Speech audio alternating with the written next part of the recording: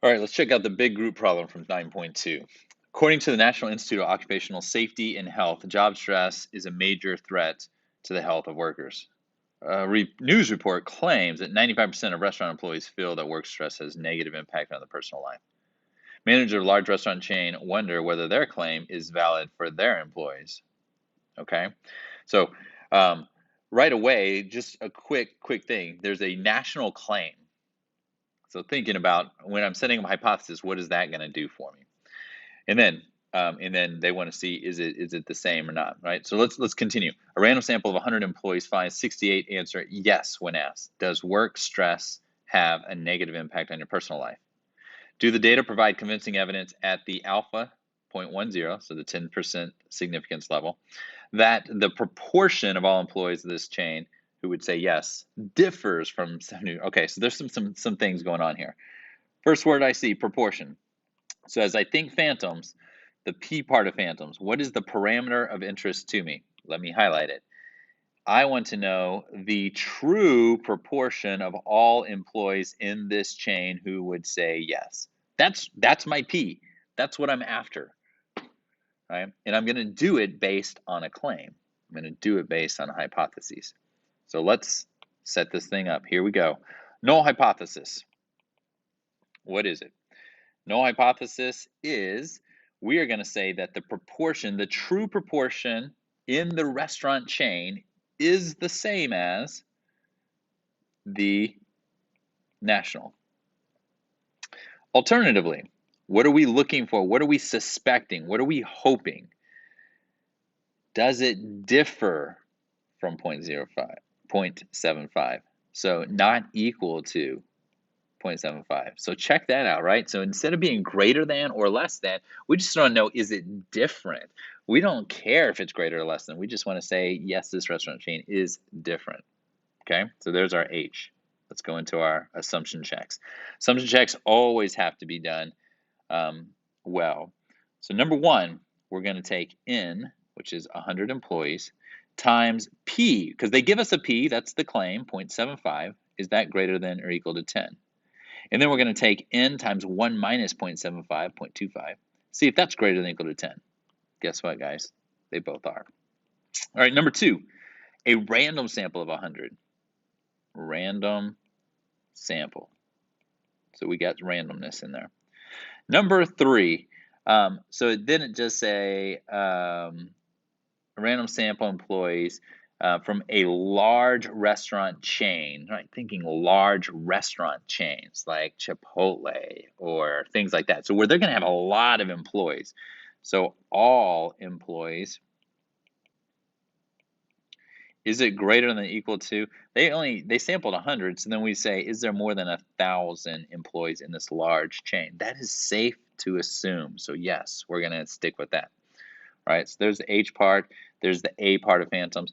The N, do I need to write the N? No, but if you want to, it's going to be 1 prop Z test.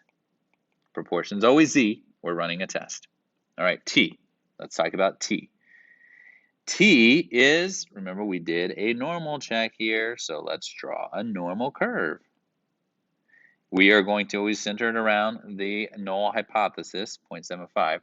Now it's time to find our p hat value. So p hat equals the x value, which is 68, over 100. So that is 0.68.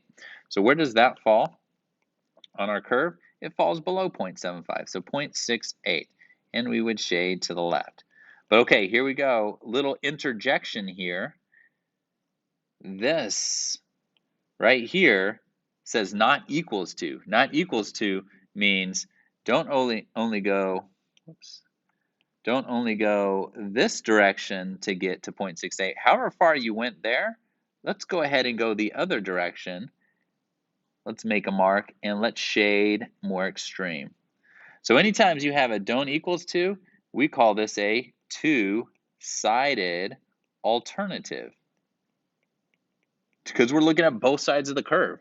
Now this is exactly where my sample fits, but I need to shade the exact same amount on both sides of the curve. Okay, so that's going to be the T. Then we're also going to obtain a p-value. And so somewhere in here, we still also need to, we need to create our z-score. So we're going to do that. So what is z-score? Here, how do we do it again? 0.68 minus 0.75. So my sample minus the claim sample divided by the square root of 0.75 times 1 minus 0.75, which is 0.25, divided by sample size 100. And then we're going to calculate that.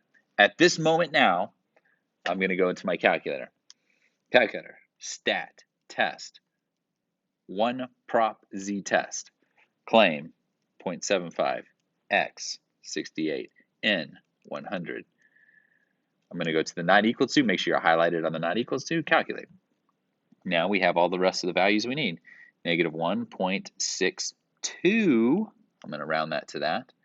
P-value is equal to 0.0597. So look, I'm going out kind of far. And the reason I'm going out kind of far is I'm going to have to compare that directly to alpha at 10% level. So as I make a decision, I am going to fail to reject the null hypothesis. Why? Because my p-value is bigger than the 0.10 significance level. I know it's slightly bigger, but it's still bigger. So we fail to reject. P-value is greater than the alpha value. Summarize. If you fail to reject, then you will always have words like this. We do not have evidence that the proportion of workers who would answer yes is different from the national percent. Right? We failed to reject, which means, right, if we failed to reject, we were not able to say no to that, and we were not able to say yes to this. So I failed to reject. So I did not have evidence. This is what I want to say. I didn't have evidence to say it. So that's where we're at. So that's what it looks like every single time. The most important thing in this thing, man, just use this one prop z test in your calculator. It is so beneficial to us because it does the work for you. It does the p-value for you. It does the z-value for you. Right? It gets those numbers so we don't have to calculate this stuff by hand.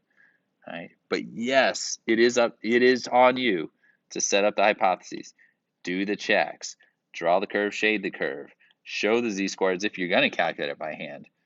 And then you have to make the correct decision. You have to summarize. Right? Okay, there you go.